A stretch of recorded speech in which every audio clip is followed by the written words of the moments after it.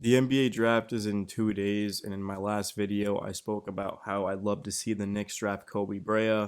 But in today's preview, we're going to be looking at Micah Peavey, who is basically the complete opposite as Brea. Brea is just a pure sharpshooter, whereas Peavey is a 6'8" defensive-minded wing that's an improved three-point shooter. I'm not sure how much you guys value having a breakout season. If you have 4 seasons of being a terrible shooter, but then you have one really good season of being a shooter, I'm talking about 40.5% from three and 40% off of the dribble.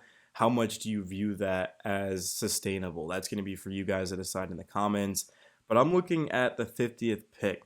And I don't expect the Knicks to draft a superstar there by any means, but I do expect them to get somebody who can compete at the very least for a spot in the rotation. And I think that's exactly Peavy. He's going to be 24 years old next month, which is pretty old for a prospect, but that's what the Knicks should be looking at because a 19, a 20-year-old, there's 0% chance that they're going to get any sort of run. But if you look at a guy who's played 5 years or 4 years of college basketball and has gotten better every single season, who's been in big moments, who's been under the lights, certainly playing at Georgetown is going to prepare him for playing for the Knicks. I mean, it might not be Kentucky, it might not be UNC, but Georgetown is definitely a very good basketball program and has been for a while.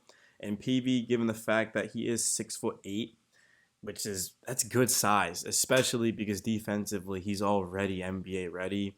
He's gonna come in and he's gonna turn defense and offense for the Knicks, and you can't leave him open because you look at a lot of these wings in the NBA, they can defend, they can get stops, they can apply pressure, but if they get an open three, it seems like they're not able to knock it down.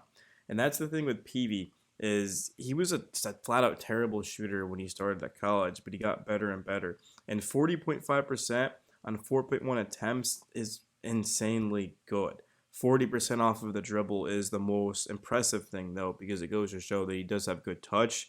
Now, his free throw shooting is definitely concerning. He's never actually shot above, I believe, 66% from the free throw line, which has a lot of scouts putting him towards the bottom of their board, which is why I think the Knicks can actually get him with the 50th pick, because as much good as he does, there's also a lot of bad. He has a short wingspan for his height, which is going to limit contests and deflections. At 26.7% from three over his first 4 seasons, and then he had that breakout in his fifth year. 58.6% free throw. That's actually lower than, what did I say, 66? That's 58.6 is you're looking at Mitchell Robinson type of territory. But the thing about Peavy is he doesn't let it get to his head. He still slashes to the basket. He gets to the line. And I feel like free throw shooting should really be the last thing on the Knicks' mind right now. I mean, I get that if you're a liability, then you have to be pulled out of games. But Peavy is strictly just going to be a guy who can give you 8 to 10 minutes a night off of the bench in the second or even the third unit.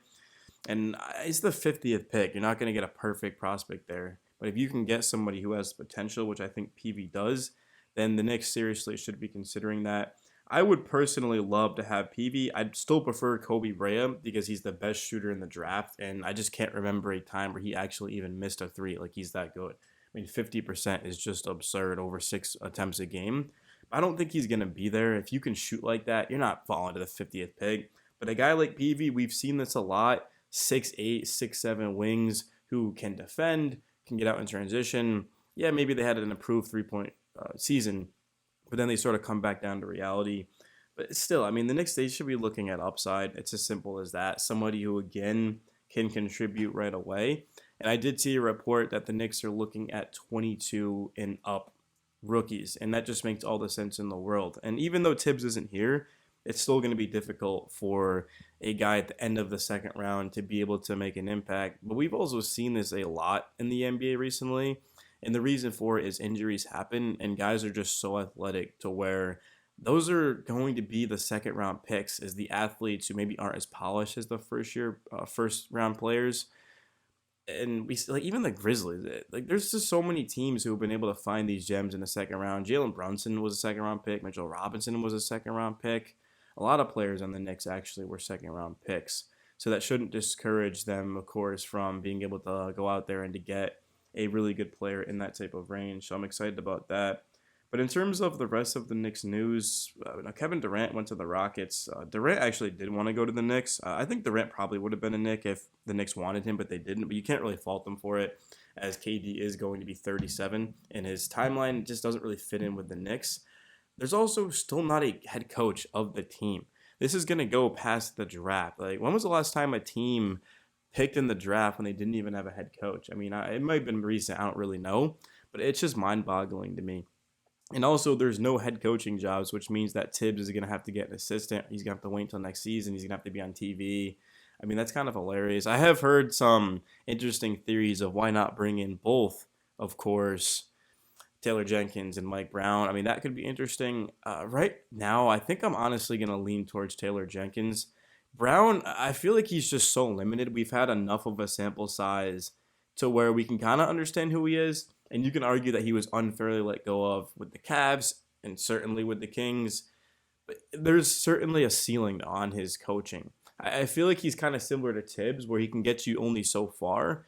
But Taylor Jenkins, he's 39 years old. And I know I mentioned this before, but this is truly an awesome story, is that when Dante DiVincenzo was a rookie with the Bucks, he used to sit down and watch film with Jenkins. And despite being the back end of the team, literally a rookie that nobody really cared about, Jenkins always was so enthusiastic and happy to watch film and to just coach him. And I think that's what the Knicks need, is a players coach, somebody who can relate to these guys and put them in the best situation to win. And even though Jenkins probably deserved to be let go because he lost the locker room, but at the same time, when is the blame going to be put on the players? Because Ja Morant missed half of the season. Ja, for some reason, just seems to never be available. He got hurt again in the playoffs, and because he got hurt, his team ended up blowing that lead, that big lead that they had in Game 3, and then ultimately getting swept.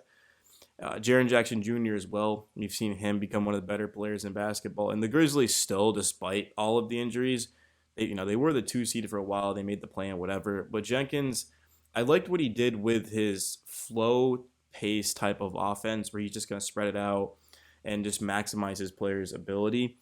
The question is going to be defense for the Knicks. You need to have a plan because you've got Brunson, who's a bad defender, bottom 5 in his position. A lot of Knicks fans don't realize that. They think Brunson's just an average defender. If you think that, I mean, I'm not hating, I'm not trying to put you down, but you couldn't be more wrong. Jalen Brunson's literally one of the top 5 worst defenders at his position. And then you pair it with Cat, who might be the worst defender at his position. How do you expect to win a championship when teams are just going to pick on your 2 best players? Because not only do Cat and Brunson have to go out there and put up huge offensive numbers, but now they're going to be asked to defend every single pick and roll and every single switch. That's why I personally wanted KD. If I was the GM of the Knicks, I mean, people would have hated me because I would have swapped Cat for KD in a heartbeat, just because it would have raised the Knicks ceiling. But they didn't do that. That's fine. Cat had a great year 1. I get it. But you have to be able to live with the consequences that the defense is going to be absolutely trash unless the new coach comes in and is able to figure a plan out. But I just feel like there's just only so much you can do, because even if the Knicks get Jenkins, okay, well, you're facing Eric Spoelstra. Okay, you're facing Rick Carlisle. Or you're facing Ime Udoka, right? There's just so much coaching to the point where they will have an answer for the Knicks defense.